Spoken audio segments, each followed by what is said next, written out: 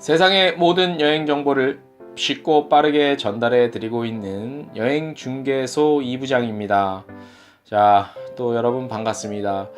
여행 중개소는 팟캐스트, 팟빵, 유튜브, 카카오 TV에서 보고 들으실 수 있고요.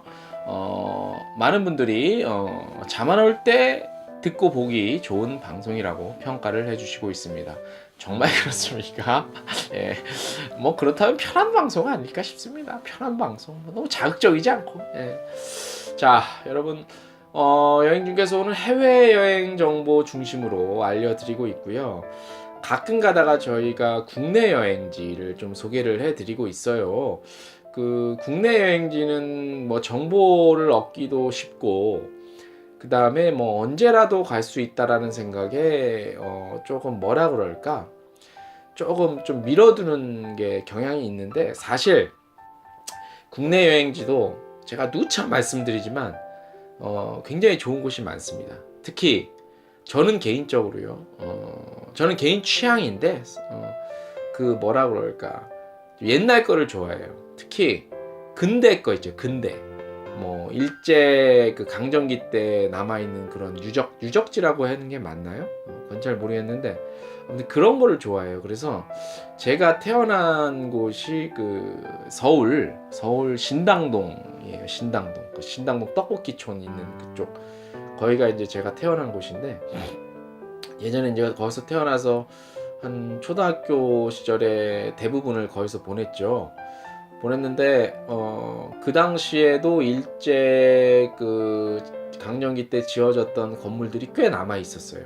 꽤 남아 있어서 많이 뛰어놀았던 그런 기억이 있고, 그런 어린 시절의 추억 때문인지 몰라도 그런 게 굉장히 좋더라고. 지금 커서 성인이 돼서 살면서 보면. 그런데 이제 그런 곳이 남아 있는 게 대한민국의 곳곳 지방에 좀 있어요. 몇 개 있고, 그 다음에 서울 시내에도 그때 지어졌던 건물들이 몇 개 남아 있는데, 그러니까 역사적인 거를 빼고 그냥 미학적인 관점으로만 보면 굉장히 멋있죠, 그죠? 네, 멋있고. 그 다음에 뭐 그 멋있는 건물들 또 여행 가서 보면서 이제 역사적인 그 인식, 생각들을 좀 해야 되겠죠? 네, 안 하면 안 되고.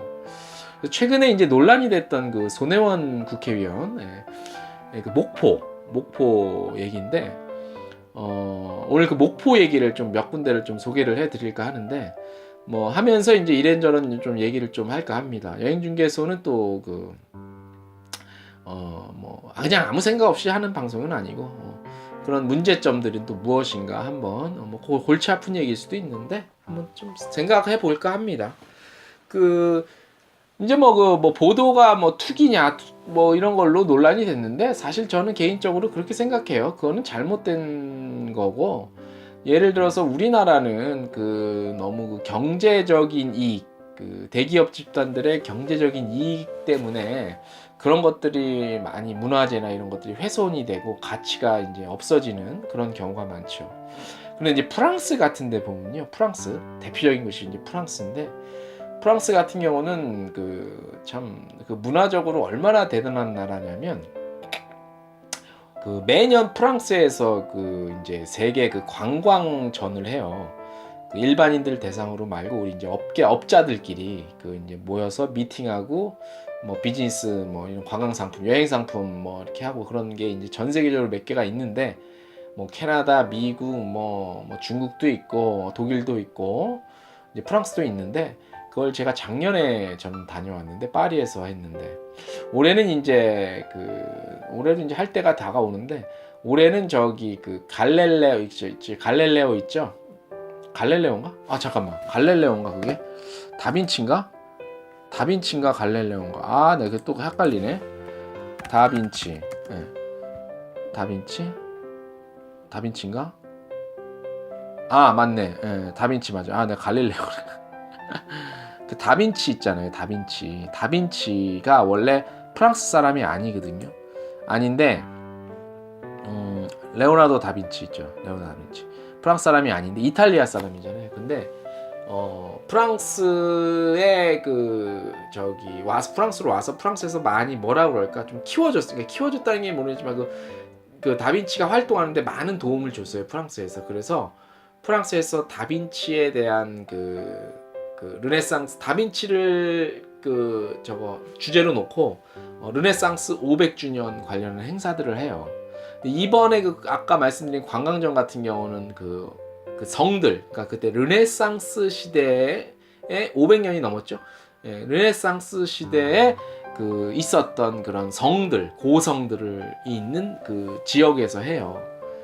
그러니까 얼마나 대단한 나라냐면 우리나라에 500년 이상 남아있는 곳이 별로 없잖아요. 근데 여기 남아있어요. 그래서 또 이제 유럽 같은 경우 프랑스도 다르고 다 조금씩 다를 수는 있지만 유럽은 그 고성들 있죠. 고성들의 주인들, 옛날에 그 주인들의 자손들이 지금까지 지키고 있어요, 거기를.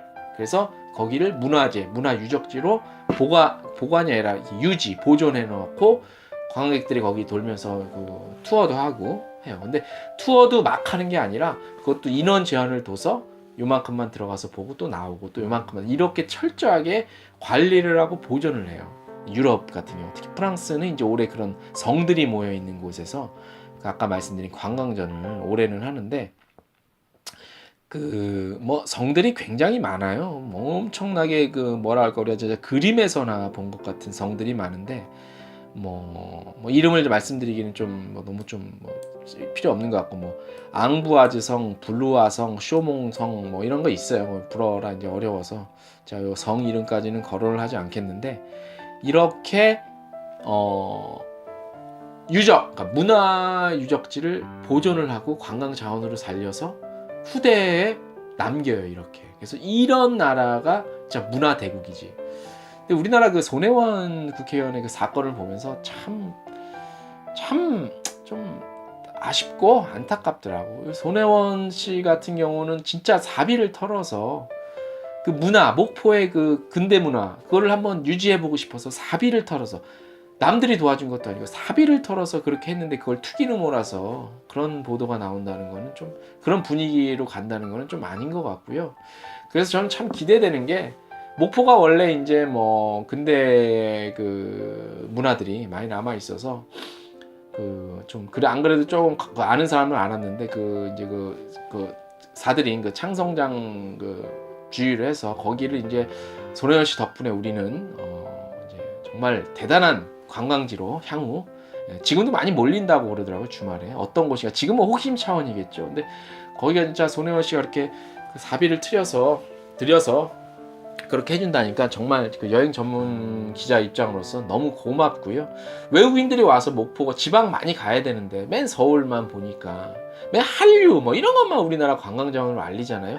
이건 아니죠. 그 한계가 있고, 물론 그것도 좋은 하나의 그 컨텐츠긴 한데, 그럼 목포에 우리나라의 그 근대 문화 그런 걸 알릴 수 있는, 그걸 보존을 해서 하는 거, 이거는 오히려 나라에서 돈을 줘야 돼요. 줘서 해야 되는데 그거를 격려하고 박수 쳐주지 못하고 이런 식으로 몰아가서 한다는 거는 저는 정말 문화적 수준이 너무 참 실망스럽더라고요. 그래서 이제는 어느 정도 정리가 된 것 같은데, 그래서 아무튼 저는 그렇게 해주시는 분들한테, 또 자본이 있으시니까 해주시는데 자본이 없는 사람은 하고 싶어도 못 하잖아요. 그래서 그런 참 고맙고 감사하고, 대한민국의 또 하나의 관광 자원이 살아나고 유지되고 보존된다는 의미에서 참 저는 박수를 보내고 싶습니다. 자, 그래서 아무튼 르네상스 얘기가 아니라 그런 얘기를 하면서 한번 오늘 그 여행 중개소 한번 시작을 좀 해보도록 하겠습니다. 오늘 목포 한번 많은 분들이 아실 거예요. 목포 어떤 게 있나. 그런데 이제 그 중에서 몇 개만 좀 골라서 한번 소개를 좀 해드리도록 하겠습니다. 잠시만요. 여행을 떠나는 이유는 달라도 바라는 건 한 가지. 먹어봐.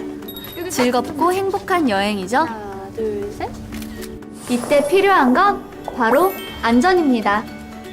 떠나기 전 여행정보센터를 통해 각종 여행 정보를 확인하세요.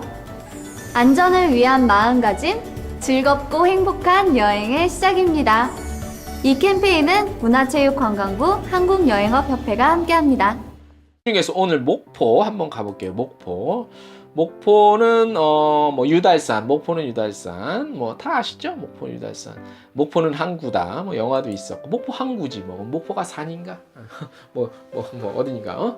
목포는 항구인데, 자 유달산 축제 이제 봄이 됩니다. 곧 유달산 축제가 목포에서 열립니다. 그 노적봉에서. 노적봉 기점으로 해서 유달산 축제가 아마 올해도 열릴 겁니다. 매년 열리니까 유달산 축제 봄 곧 다가오니까 유달산 축제 미리 한번 체크하셔서 다녀오시면 좋을 것 같고 여러 가지 얘기들이 있습니다. 임진왜란 이 노적봉이 왜 유명하냐면 이제 이순신 장군이 그 이제 적군이 많잖아. 우리는 좀 없었잖아요. 그래갖고 이제 그 유달산 기슭 노적봉에 곡식을 쌓아놔. 그래갖고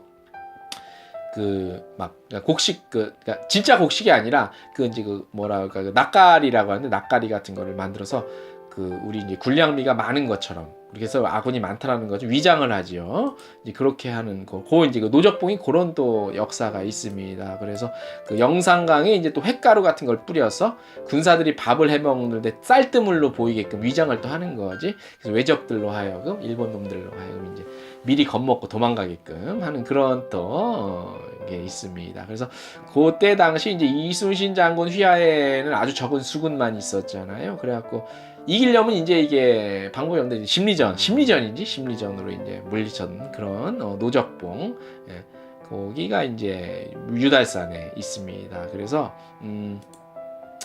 그런 그 목포의 유달산이 대표적이니까 일단 유달산을 그래서 유달산 가면 충무공 이순신 동상 있어요. 거기 딱 가운데 있고 강화문 거랑은 좀 달라요.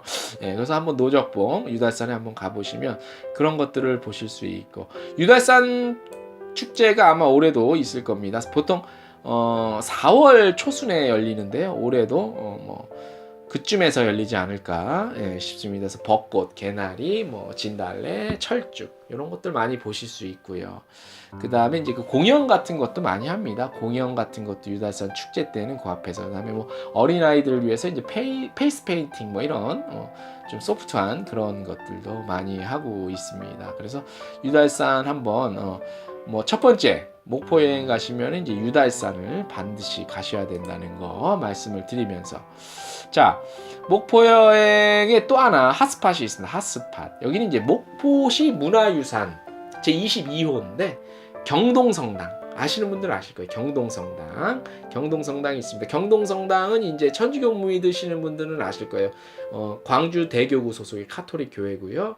언제냐면 이게 이제 1952년에 신정리 본당에서 분리돼서 여기로 이제 설립이 됐고 뭐 초대 신부는 뭐 김성환 신부라는 분이 계시는데 요거는 뭐 참고적으로 아시면 되고 자 이게 이제 어떻게 세워졌냐면 이제 그 당시 책임자에서 헨리 신부라는 분이 있었는데 목포 해안에 이제 새 본당을 설립을 계획하면서 미국에서 그 모금 운동을 해요. 그래서 요 모금 거 된 거 같고 경동 본당 여기 성당을 설립을 하게 되는데 이 제가 사진을 깔아드릴 텐데 그 성당 요 경동 성당 본당이 굉장히 그 멋있습니다.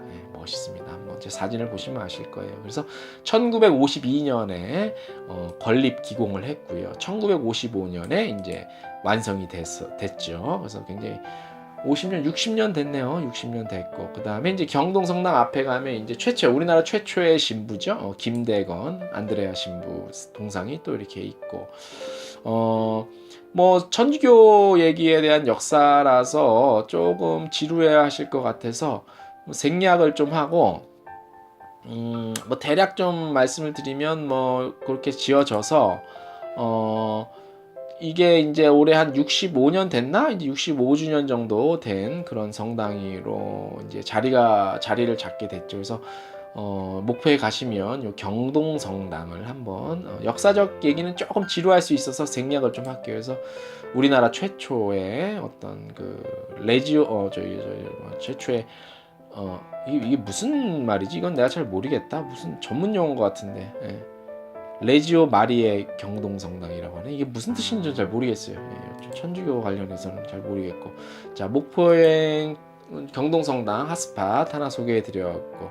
그 다음에 그 목포는 아무래도 항구 도시이기 때문에 요트. 이런 목포에서 그 해상 관련한 그 어떤 산업, 스포츠도 그렇고 많이 활성화시키려고 노력을 했어요. 그래서 이런 데 가면 요트 마리나가 있어요. 요트 마리나 가면은 이제 요트 스쿨도 있고 해양 레저 체험할 수 있고 타볼 수 있는 체험할 수 있고 그런 해양 레저 스포츠의 메카로 아주 만들기 위해서 노력하고 있습니다. 그래서 대한민국에서 부산 정도 다음으로 큰 그 어떤 요트 선착장이 있습니다. 목포에. 그래서 이제 2009년에 완공됐죠. 여기가 이제 사막도 요트 마리나 시설.